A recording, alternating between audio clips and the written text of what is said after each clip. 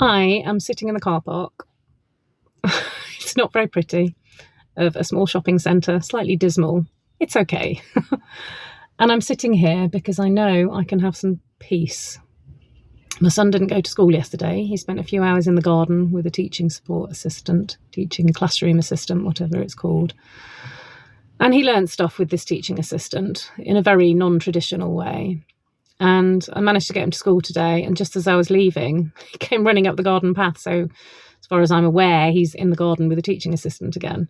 And I just want to be on my own for a bit. So I'm sat here in this not particularly pleasant environment, but it's space and it's peace.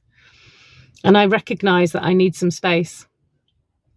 So life has been challenging for me, a woman in my 40s. And I have mentioned in previous videos that I'm going to be going down asking if I can go down the assessment route for neurodiversity. At the end of this month, psychologist cancelled, unfortunately, because she was sick, so it's now been postponed. And I went to the doctors yesterday because I've been struggling, and we talked about why I might be feeling as I'm feeling. And she said it could be supporting small children who are struggling. It could be ADHD or autism. And so she's very glad that I'm going to see a psychologist and talk about that. And it could be menopause. And so I just had some blood tests. Big fear of mine, needles, because they can never get the blood out. Second arm they managed this time. I was quite pleased. Not that I have more than two arms, but sometimes they have to revert to the backs of my hands instead of my arms. But no, we just had two arms today, no hands, which was great. And I am firmly of the conviction that there are solutions for almost anything in life. And by solutions, I mean some way to make things easier.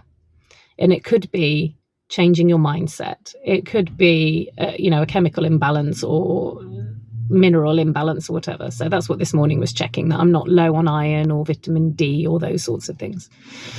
So I'm gonna, head off the physical issues and see what's going on there. But for me, the more understanding that we have of ourselves, the more likely it is that we can cope and that we can create an environment that is supportive for ourselves,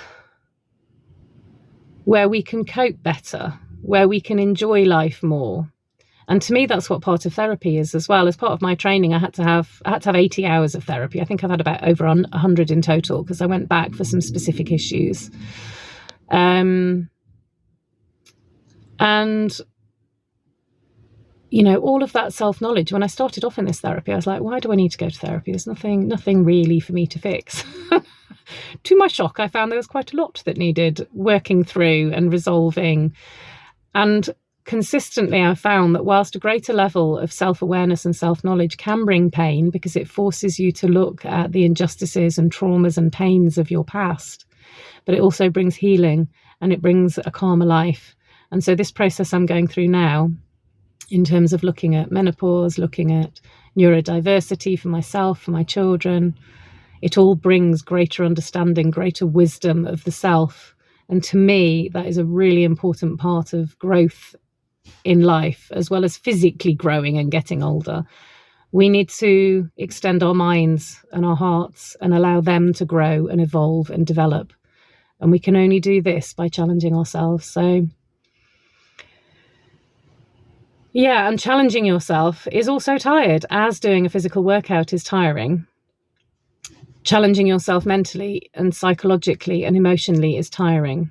So as you give yourself a recovery period for fitness and physical exercise, so we should also give ourselves recovery periods for mental exercise and psychological exercise and emotional exercise.